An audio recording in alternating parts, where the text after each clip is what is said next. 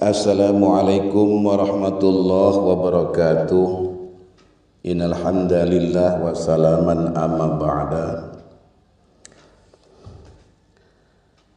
Sahabat-sahabatku yang dimuliakan oleh Allah,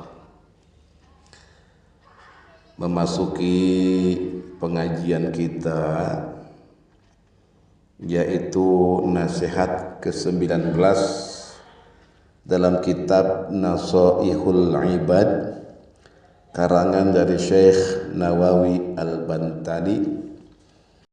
Qala al-muallif rahimahullahu ta'ala wa nafa'ana bi ilmihi fi daraini amin. Alhamdulillahi ala alaihi wa ashhadu an la ilaha illallah wahdahu la syarika lah fi ardihi wa samaihi wa ashhadu anna Muhammadan abduhu wa rasuluh wa khatama anbiyaihi sallallahu alaihi wa ala alihi wa ashabihi salatan daimatan ila yaumi liqaihi wa sallim taslima. Bismillahirrahmanirrahim. Uhiya ila ba'dil anbiya'i ati'ni fima amartuka wa la ta'sini fima nasahtuka. Telah diwahyukan kepada sebagian para nabi. Uhiya ila ba'dil anbiya'i, telah diwahyukan kepada sebagian para nabi, taatlah kau kepadaku dan pada apa yang aku perintahkan kepadamu. Janganlah kau durhaka kepadaku dan pada apa yang telah aku perintahkan kepadamu. Sahabat-sahabatku yang dimuliakan oleh Allah Subhanahu wa ta'ala, adapun tujuan Allah Subhanahu wa ta'ala memerintahkan kita untuk taat kepadanya adalah demi kebaikan kita sendiri, baik di dunia maupun di akhirat. Kenapa? Gitu. Jadi ada beberapa alasan yang utama. Ada beberapa alasan utama mengapa kita ini semua diperintahkan untuk taat kepada Allah. Poin pertama adalah mencapai ridho Allah. Ketaatan kepada Allah adalah jalan untuk meraih ridhonya. Ridho Allah adalah tujuan tertinggi yang memberikan kebahagiaan sejati dan keberkahan hidup di dunia dan di akhirat. Poin yang kedua yaitu menjadi hamba yang bersyukur. Dengan taat kita menunjukkan rasa syukur atas nikmat yang Allah berikan kepada kita, seperti kehidupan, rezeki dan petunjuk-petunjuknya. Ketaatan adalah bentuk pengakuan bahwa segala yang kita miliki berasal dari Allah. Poin yang ketiga adalah membentuk kehidupan yang teratur dan harmonis. Perintah Allah seperti sholat, puasa, zakat, dan akhlak mulia adalah panduan untuk membentuk masyarakat yang adil, penuh kasih, dan jauh dari kekacauan. Poin yang keempat adalah menggapai keselamatan di akhirat. Allah menciptakan manusia untuk beribadah kepadanya. Surat Az-Zariyat ayat 56. Ketaatan menjadi sarana untuk meraih keselamatan dan kebahagiaan abadi di surga. Yang kelima, menghindarkan dari keburukan dan dosa. Allah melarang perbuatan tertentu seperti zina, riba, dan mencuri. Kenapa? Karena hal-hal tersebut merusak individu dan masyarakat. Ketaatan menjaga manusia dari perbuatan yang mendatangkan kerugian di dunia dan disiksa di akhirat. Poin yang keenam adalah ujian keimanan dan ketakwaan. Hidup itu adalah ujian. Hidup adalah ujian. Liyabluwakum. Surat Al-Mulk gitu ya. Ketaatan menunjukkan ketundukan dan keyakinan kita terhadap keesaan Allah. Meskipun terkadang hal tersebut menuntut pengorbanan. Jadi pada intinya Allah tidak membutuhkan ketaatan kita, karena Allah itu maha kaya. Ketaatan yang diperintahkan agar manusia hidup sesuai dengan fitrah mereka, meraih kebahagiaan dan mendekat kepada Allah.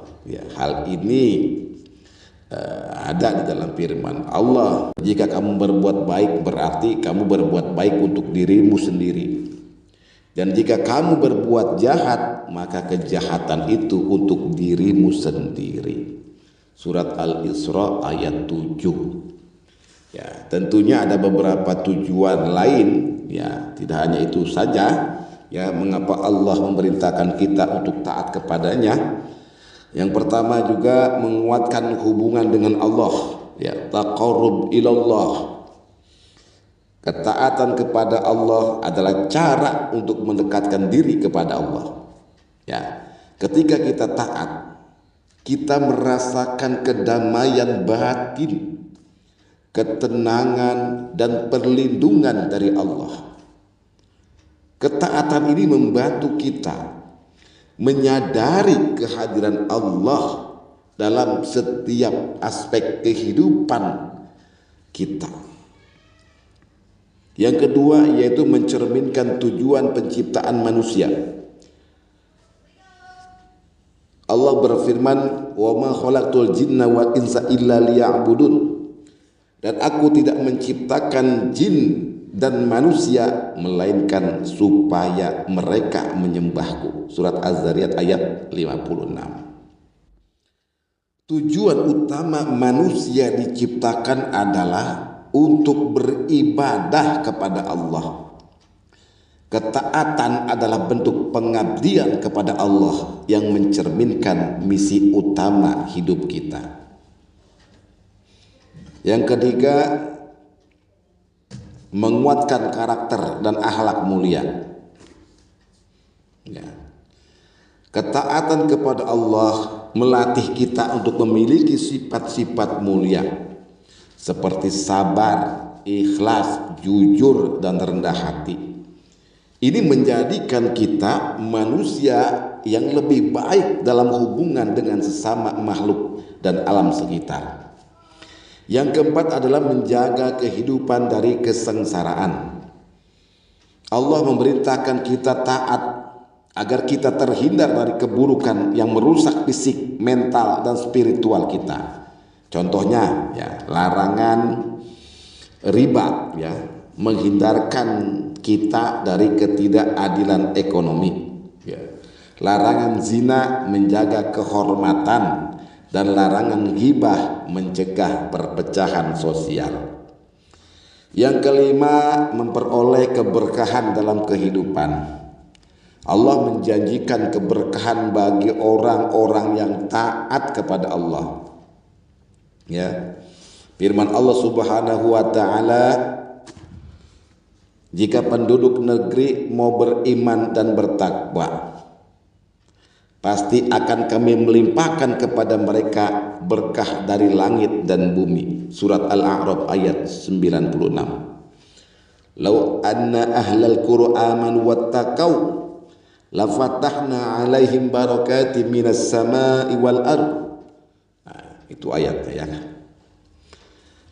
Ketaatan membawa kebaikan dalam bentuk rezeki, dalam bentuk kesehatan, dan dalam bentuk ketentraman hati kita. Yang keenam, menjadi teladan bagi orang lain.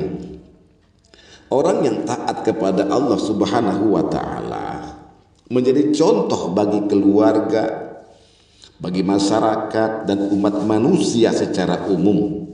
Dengan demikian, ketaatan kita juga berfungsi sebagai dakwah yang menginspirasi orang lain untuk mendekat kepada Allah Subhanahu wa ta'ala.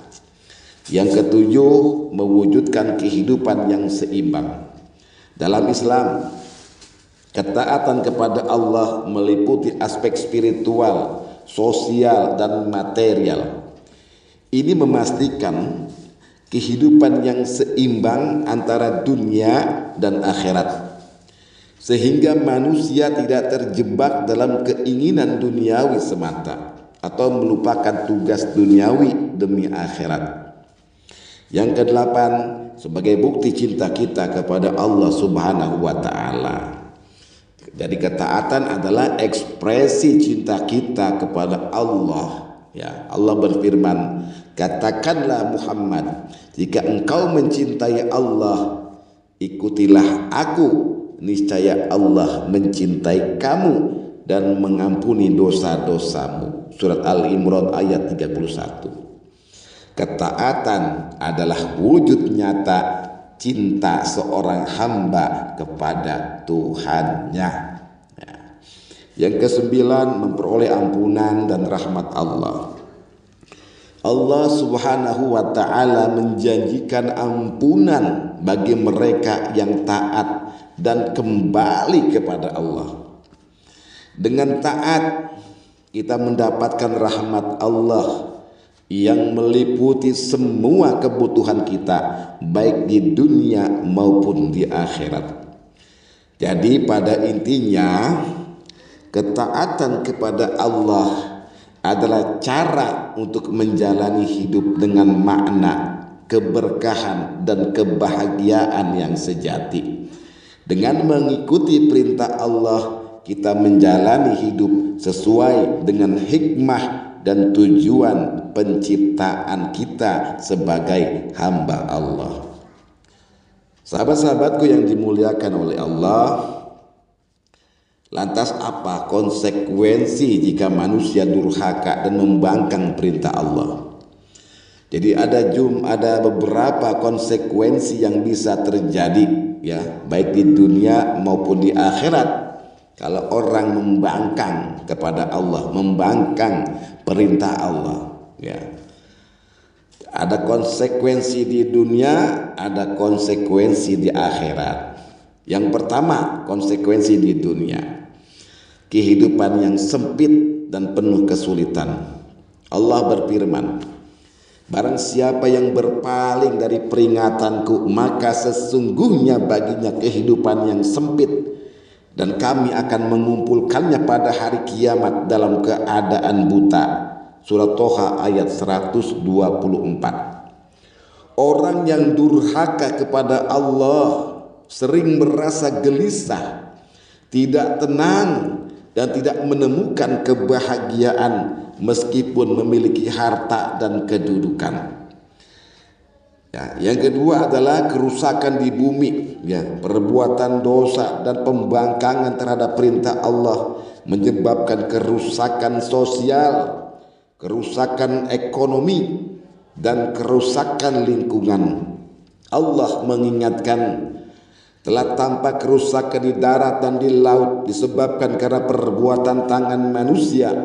Allah menghendaki agar mereka merasakan sebagian dari akibat perbuatan mereka, agar mereka kembali ke jalan yang benar. Surat Ar-Rum ayat 41. Yang ketiga adalah dihilangkan berkah dalam kehidupan. Orang yang membangkang akan kehilangan keberkahannya. Orang yang durhaka kepada Allah akan kehilangan keberkahan, baik dalam rezeki, kesehatan maupun hubungan sosial, keluarga, pekerjaan atau usaha mereka seringkali dihantui masalah dan ketidakpuasan.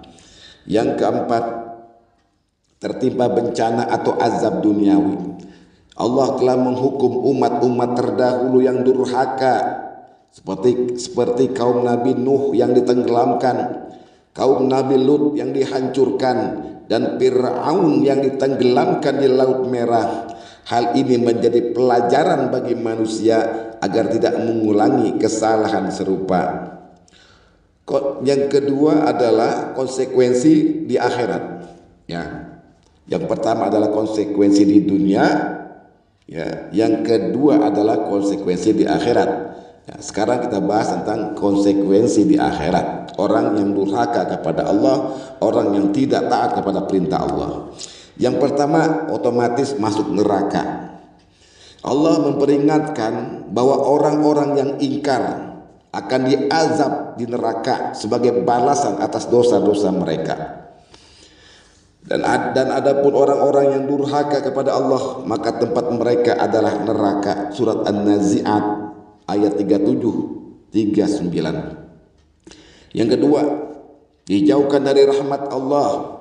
Orang yang membangkang durhaka akan dijauhkan dari rahmat Allah dan kasih sayang Allah Subhanahu wa taala. Mereka tidak akan mendapatkan syafaat di hari kiamat. Yang ketiga, penyesalan yang tiada berguna. Orang yang durhaka kepada Allah akan menyesali perbuatannya, tetapi penyesalan di akhirat tidak akan mengubah keadaan. Allah berfirman, mereka berkata, ya Tuhan kami, keluarkan kami darinya neraka, lalu kembalikanlah kami ke dunia agar kami beramal soleh, tidak seperti yang telah kami kerjakan dahulu. Allah berfirman, bukankah kami telah memanjangkan umurmu untuk berpikir bagi orang yang mau berpikir, dan bukankah telah datang kepadamu pemberi peringatan? Surat Fatir ayat 37. Yang keempat, azab yang kekal bagi orang yang membangkang, yang durhaka kepada Allah secara total, tidak bertaubat. Neraka menjadi tempat tinggal yang kekal. Sesungguhnya orang-orang kafir dan orang-orang yang mendustakan ayat-ayat kami, mereka itulah penghuni neraka, mereka kekal di dalamnya. Surat Al-Baqarah ayat 39. Yang kelima, kehilangan amal kebaikan. Segala amal yang dilakukan tanpa dasar keimanan dan ketaatan kepada Allah tidak akan diterima. Dan kami hadapi segala amal yang mereka kerjakan, lalu kami jadikan amal itu bagaikan debu yang berterbangan. Surat Al-Furqan ayat 23. Sahabat-sahabatku yang dimuliakan oleh Allah, pelajaran penting ini menjadi pelajaran penting bagi kita. Meskipun Allah Maha Pengampun dan Maha Penyayang, pembangkangan tanpa penyesalan dan taubat akan mendatangkan azab. Namun Allah juga membuka pintu taubat bagi siapa saja yang mau kembali kepada Allah Subhanahu wa taala. Katakanlah, wahai hamba-hambaku yang melampaui batas terhadap diri mereka sendiri, janganlah kamu berputus asa dari rahmat Allah. Sesungguhnya Allah mengampuni dosa-dosa semuanya. Surat Az-Zumar ayat 53. Ketaatan kepada Allah membawa kebaikan, sedangkan durhaka, pembangkangan, hanya mendatangkan kehancuran. Allah memberi manusia kebebasan memilih, tetapi setiap pilihan membawa tanggung jawab dan konsekuensinya. Demikianlah, semoga bermanfaat. Tafaqum bihadza ihdinas siratal mustaqim. Wassalamualaikum warahmatullahi wabarakatuh.